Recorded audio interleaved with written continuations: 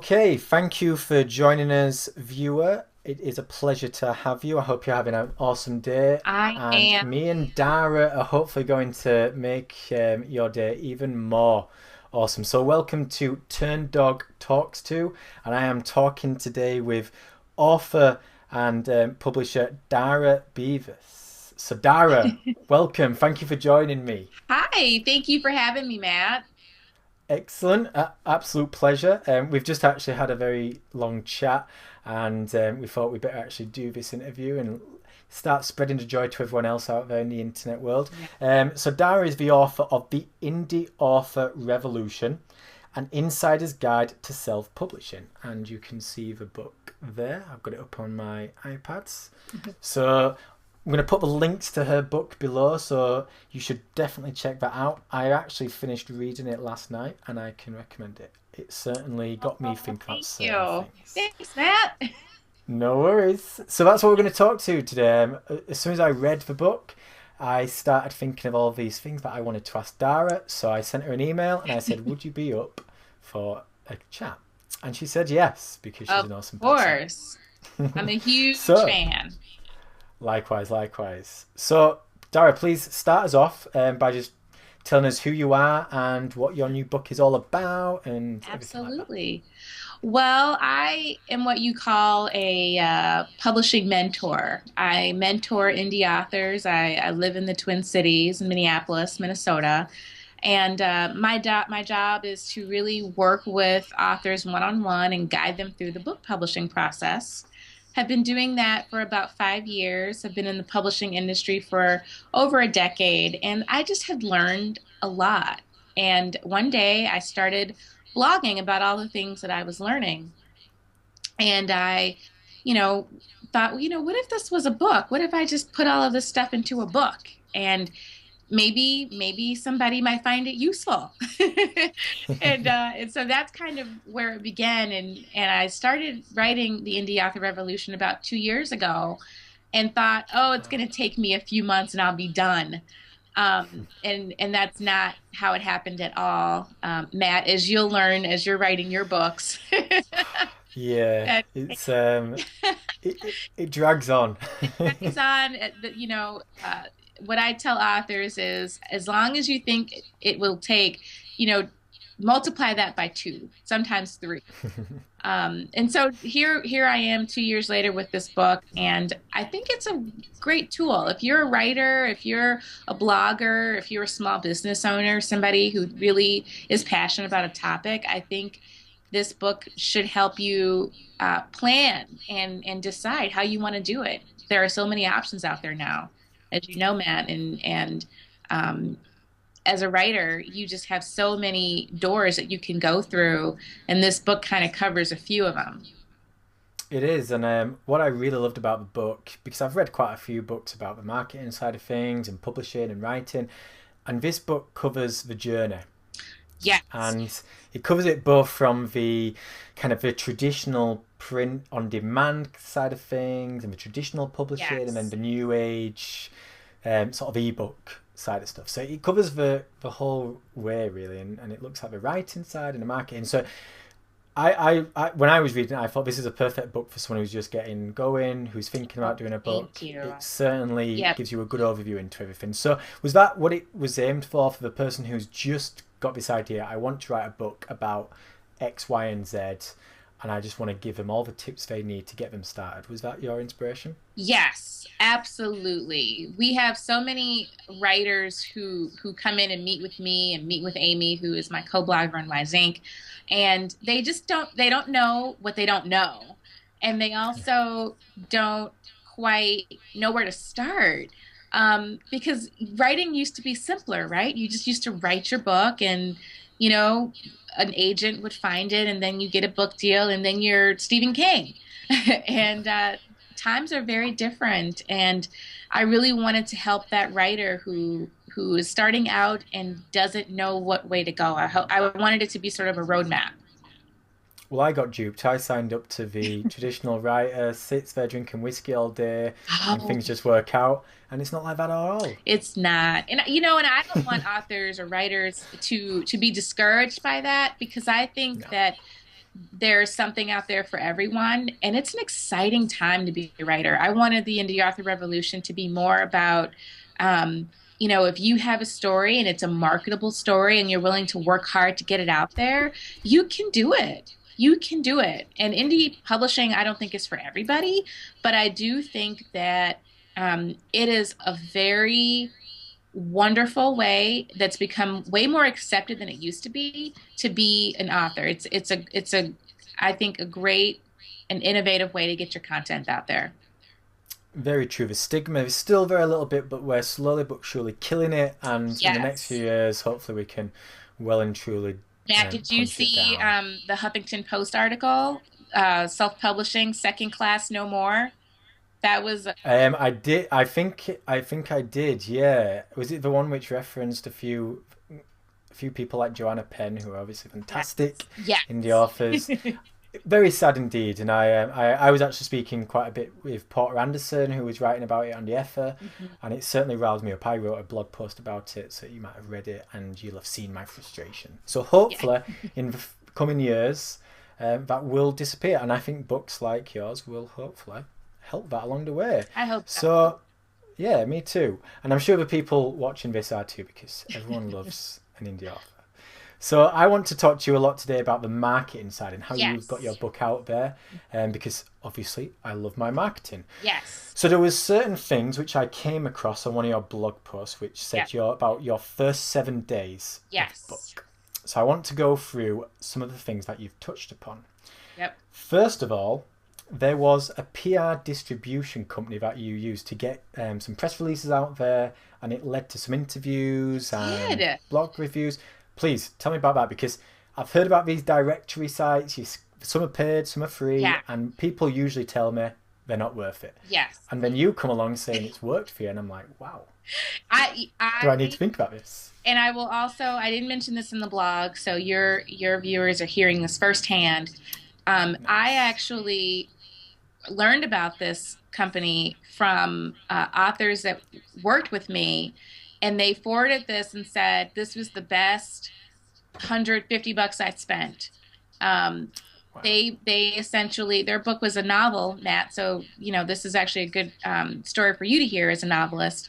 Um, Yeah. their book is about two gals who work for a politician on Capitol Hill who kind of puts them through hell. And very, very great book. They use this service. This service resulted in lots of reviews, lots of exposure for their book, and they forwarded this to me.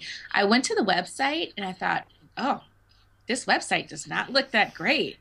But then I started looking at the testimonials and I thought, you know what? The investment is not a lot of money. Let's just see what happens. And lo and behold, I sent them a press release, a cover of my book, a photo of me, and it went to their database of people who they have who are reviewers, people in the media, bloggers, e-zine writers, article writers. I the day that they sent it, I got probably 9 to 10 emails from reviewers who wanted to get my book the same day. Wow. So overall, I sent out I think about 15 to 20 review copies of my book. I also got a call back from a radio show host, and that interview happened yesterday. I also got a call from a person who has a very well visited website, and she picked my book for her top fall pick list. And that website is thespiritedwoman.com. So I was contacted by them because of this outreach that I used through with this distribution service. So I highly recommend them. And should I say the name of the company yet? Yeah, please do. Yeah. So it's Bostic Communications. I recommend them. Yeah, I looked on the website and you're totally right. It looks like it's from the late 90s. It's got some crazy little Matrix kind of animation going on. It doesn't look the part, but it sounds fantastic. And I can, as someone who's sent emails to about 120 blog reviewers, and it takes a long time. Yeah, And you get plenty of people who don't reply. exactly. So to get 10 people to reply from a standard press On release, just the first because day. that's incredible. Yep. Because the thing about a press release is it's not bespoke to that one person. It's a generalized thing. So Yeah. that sounds like a great service. So Yeah. if you are thinking about a book, I'm all of a sudden thinking about using that. I'm certainly going to look into it more. And I Yes. can tell you, a couple of days ago, there wasn't a cat's chance I was going to do it. I, So I that is I was interesting. very pleased. I mean, with for the amount of money, I think it's a great tool for indie authors. Fantastic. And I also wanted to talk to you about a publicist. So that a bit of a flip Ah, reverse, because you talked about a publicist who you worked with for the book, and you didn't yes. say bad things about the experience, but it wasn't quite as what you expected from it. Right.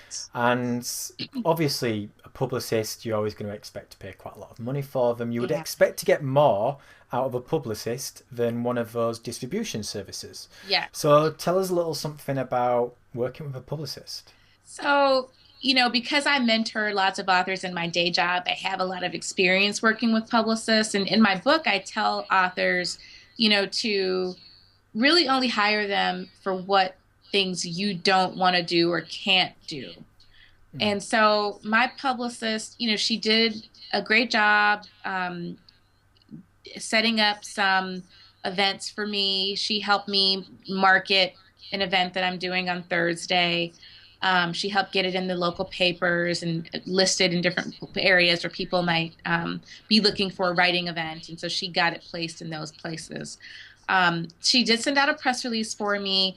I didn't get I didn't get any hits from it. It got picked up by some press release websites. It's out there on the web, but I didn't get a call from the Today Show, Matt. What's up with that? Um, You mean Oprah didn't call yet? no, no, Oprah did not call me.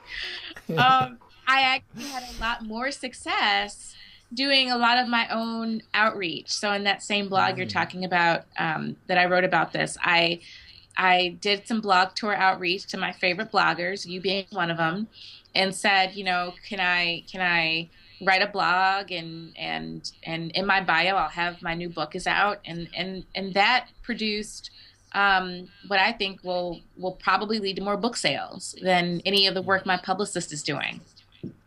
I suppose this is fantastic news for someone who's watching this and maybe is a first time author, because we're renowned for not having loads of money in the world. Yes. And obviously, a publicist, you automatically think that's going to cost me a lot of money. Yeah. And doing guest blog posts doesn't generally cost you any money other than your own time. No. So this is obviously great news for someone, and it shows that just because you throw money at a book doesn't mean it's going to lead to sales. No. So I, it's got the both sides of it. I will say that I think in that blog I also talk about ads. And Mm. that's another area where I'm investing money that I think will lead to sales. Where working with a publicist, I think working with a publicist is great for exposure. So if she Yes. can secure a spot on the local news here in Minneapolis, or if she can get me on a um, nationally syndicated radio show, that will be great. And I would be grateful for that. It hasn't happened yet, but I did do a few ads, and that has led to sales. Um, It, it's funny that you mention ads, because I wanted to talk to you about some of the sponsorship that you've been doing on certain yeah, sites.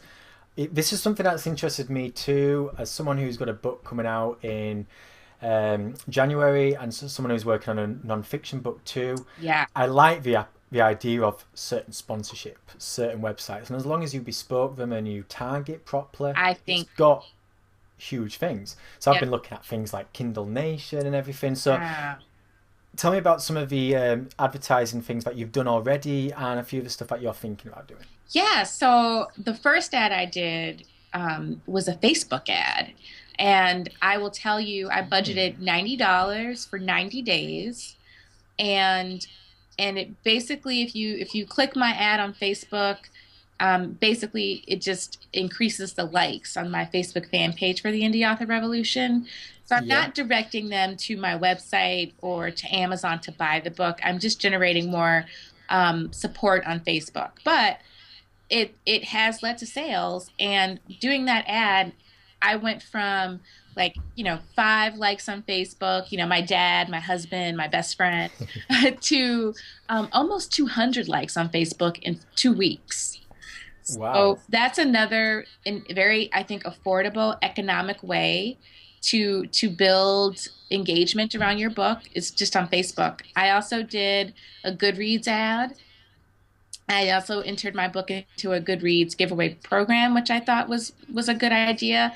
And I'm working with Jane Friedman to be a sponsor for her Ether column with Porter Anderson. So It's a that fantastic one, isn't it? yeah, and I'm gonna also do, I think, an ad on Indie Reader, which I really like them, and I trust their readers and that audience. And again, that's targeted, as you mentioned, Matt. That's a good place for me to target to have my audience see my book. So And I think that's the key word, isn't it? Target. yes, If you make the assumption that an author doesn't have a lot of money, every penny, every dime that you spend needs to be of value. And yeah, if you choose the right websites, and I suppose that's the good thing about Facebook ads and the like, because you're only paying if someone actually clicks onto it. So yep, exactly. it's kind of got that side of things. So Hmm. that's fantastic. So is this something that you plan to do just around launch day? Are you thinking of maybe doing it as a prolonged campaign? Yes, I'm a firm believer in your book really has um, 18 months to be new. Yeah. And some would say shorter than that. I say These days, arguably, yeah, yeah. and I think that it's so easy for readers. There's so much thrown at all of us every day, vying for our attention. So I think that having a campaign that is at least consistently marketing your book. You know, I think you should engage on Facebook and Twitter and on your blog several times a week. I think you should be pitching and looking for things that happen in the news that you can link your book to. For me, NaNoWriMo is in November, National Novel Writing Month. And so I want to use that month to do some more pitching and hopefully getting my book more out there because it will help fiction writers. So It's a fantastic idea. yeah, Yeah. Excellent. And the last thing on the marketing side I wanted to talk about was your launch party or launch parties. yeah. You're doing a few. Hmm. And this is another great thing because it's something that I think people forget about. We're so Yeah. obsessed with the online worlds, Yep. doing everything on Twitter and social media, but you forget about doing a few local events. Now, if you're only releasing something as an ebook for starters, I suppose it makes it a bit more difficult to do a real world event.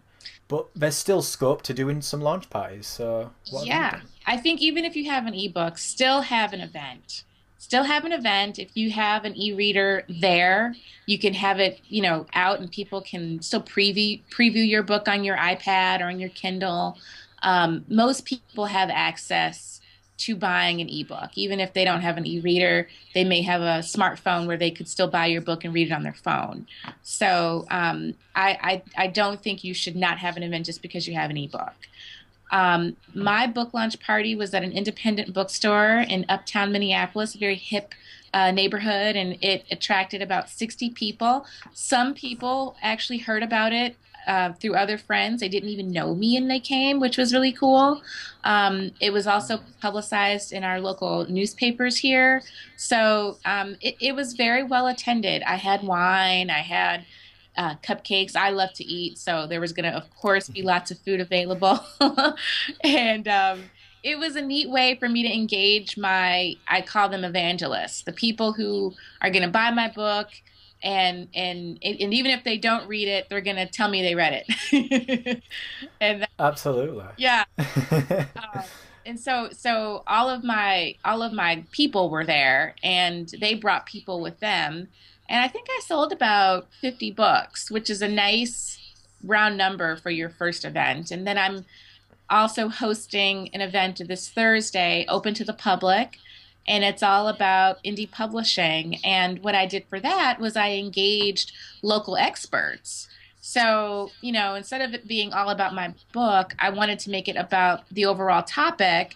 And then, I invited people that I knew would promote this event with me, that would invite people to it, that are people I respect, that would draw others to it. And I think that's another good tip for indie authors is to find ways to create events that are bigger than your book, where you can engage others to do it with you, and you will attract more people. And it also will result in natural and very organic connections that will lead to book sales. Absolutely. And we were talking about it just before we started recording. It's amazing what a simple 5 minute face to face interaction can do. Absolutely. You can spend weeks blogging and doing email, and they're all Yeah. very, very valuable, but a 5 minute coffee can just make all the difference. And Yep. actually, meeting readers, it's just a fantastic thing. I've got to say, I want to do a couple of real life events. It terrifies me because it's easier to hide behind a keyboard, but we need to be brave writers. We need to get out there We and do. get. It's so And fantastic. one easy thing to do is to just go to things that are already happening. If there's a writers' festival, a trade show, a book fair, if you could have a table at something like that, I mean, Mm. you that visibility counts. One of the things I loved in your book, there was a story about one of the writers who kept selling books during a flight. And she managed to get her name over the intercom and everything. I thought that was brilliant. Yeah. She's a shameless marketer, and I love her. I don't necessarily know if I have the gall to do that yet, No. but she's the same author who she leaves a bookmark that has her book information. She leaves it on tables when she's at restaurants. Yeah. And there was another one putting a bookmark in every time you have Yeah. get a library book and you put it back. Yeah. I tell you, there's some good little guerrilla marketing tips in this book. If for anything else, That's it's what good it's for all that. about. Some very sneaky things. Yeah. One of the things I wanted to talk about, I read the book. I'm just working on the review now, and you talk quite a lot about both POD and eBooks. Yes. Now, we are moving at such a crazy fast speed these days in the Yeah. publishing world. Ebooks is becoming massive. Who knows where we might be in a year's time, I 2 years' know. time. Yeah. What are your personal thoughts and recommendations on someone just starting out now? Maybe just finishing up their manuscript, or they're just Yep. deciding to going to publish a book in the next 6 months, a year. What are your thoughts? Should they go just ebook to start with? Should they do print as well? Should there be a mixture? What are your thoughts? I think it depends on the audience for the book. I think that what I'm seeing is that there are certain genres that really should always have an ebook version of it, and that is, I think fiction is one, mysteries, romance, thriller, suspense. Um, Business books. I think people still really do like to read those in a hard copy. Mm. Cookbooks are another genre where I think having a print version is probably still very necessary. Um, and then I think there are some other obvious books that will probably remain printed for a long time, children's books and coffee table books. But so I would say to do some market research, really evaluate who is your audience. What age are they? What is the average age? What is their propensity to have an iPad or have a Nook or Kindle or Kobo? Um, and if it's content that can be printed and be on an ebook, I believe that your content should be available in on multiple platforms. You should have an ebook, you should have a printed book, you should have some sort of presentation that you can give if you were asked to come speak someplace. You should have content that could work very well as a podcast, perhaps a workshop. I think that's where we're at with content, is that you should not be married to any one medium. You should be looking at having it available on as many platforms as possible. I think that's very good advice. And I think one of the key words you said in there was market research. It's a Yeah. word that many people hate, but Yeah. you need to do the research, and you need to obviously understand who your customer is, who your reader Yes. is, and try your best to Yes. make it available for them. Yes. Absolutely, Matt. So, what's the plan moving forward? You've launched now. Then first nerve-wracking days are over.